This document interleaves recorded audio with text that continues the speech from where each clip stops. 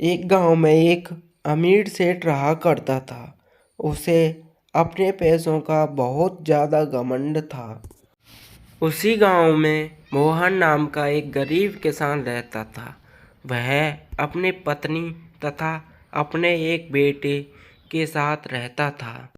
एक दिन उसकी पत्नी उससे बोलती है, सुनो जी, अब हमारे घर में खाने के लिए कुछ भी नहीं बचा है। जो भी था वो सब अब खत्म हो गया है। अब हम क्या करेंगे? अब हमारी हालत भी अच्छी नहीं है और इस बार की फसल भी अच्छी नहीं हो पाई है। तो मैं क्या करूँ अब? मैं जाता तो हूँ डेली काम देखने के लिए, परंतु मुझे कोई काम ही नहीं देता। अब इसमें मेरी क्या गलती है? सुनो जी, आप एक काम क्यों नहीं कर लेते? हमारे गांव का जो सेठ है ना, आप उसके पास चले जाओ। वो आपको जरूर ना जरूर कोई ना कोई काम जरूर दे देंगे। वो बहुत ईमानदार हैं।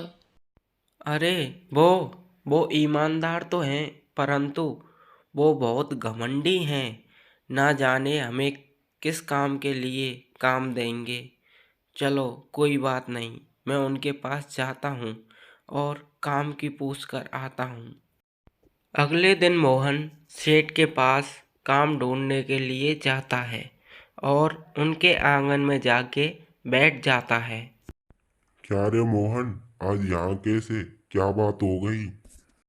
अरे सेठ जी, मैं आपके पास बहुत उम्मीद लेकर आया हूँ। आप मुझे कोई ना कोई काम दे दो या मुझे कुछ पैसे उधार दे दो, क्योंकि हमारे घर में खाने के लिए अब कुछ भी नहीं बचा है और हमारे घर में मेरा बेटा तथा बहू अब भूख से पीड़ित हैं। अरे मोहन, मेरे पास कोई भी काम नहीं है तुम्हें देने के लिए।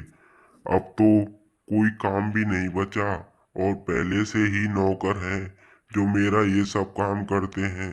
अब मैं तुम्हें कौन सा काम दूं?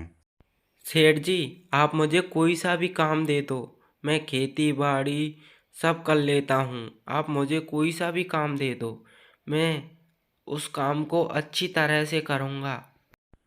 चल, तू इतनी जिद्दी कर रहा है तो कल से मेरे खेतों पर काम करने के लिए आ जाया कर। और हाँ सुन ले, मैं सभी नौकरों को 300 रुपये देता हूँ, परंतु तुझे मैं 200 ही दूंगा। ठीक है सेठ जी, कल से मैं तुम्हारे यहाँ पर काम करने के लिए आ जाया करूँगा। अगले दिन से मोहन खेतों में कड़ी मेहनत करता है और 4 महीने के काम को 2 महीनों में ही पूरा कर देता है। इस बात से सेठ बहुत ज़्यादा खुश हो जाता है और सेठ मोहन को अपने यहाँ पर काम करने के लिए रख लेता है। वो हमेशा उसे अपने दोस्त की तरह मानने लगता है। दोस्तों, इसलिए कहा गया है, मेहनत का फल मीठा ही होता है।